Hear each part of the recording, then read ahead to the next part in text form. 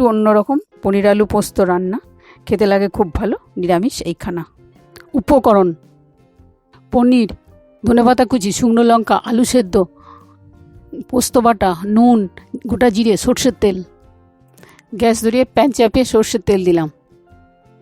তেল গরম হচ্ছে, তেল গরম হওয়ার পর পনিরের টুকরোগুলো দিলাম। পনিরের টুকরোগুলো এপিট ওপিট উল্টিয়ে আমি হালকা করে ভেজে নিচ্ছি।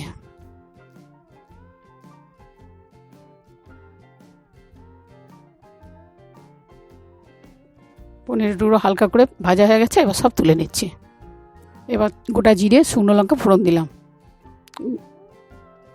শুকনো লঙ্কা গোটা জিরে ভাজা হচ্ছে, এবার আলু সেদ্ধটা দিলাম। আলু সেদ্ধটা তেলের সাথে একটু মিশিয়ে নিলাম।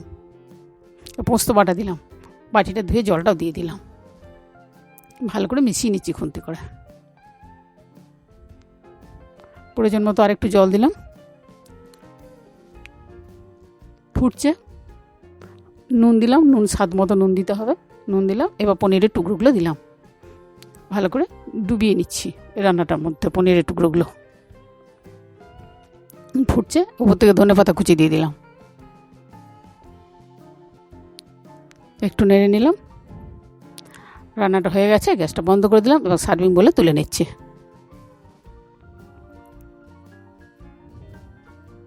তুলে নিলাম। এইভাবে পরিবেশন করুন, একটু অন্যরকমভাবে তৈরি পনির আলু পোস্ত।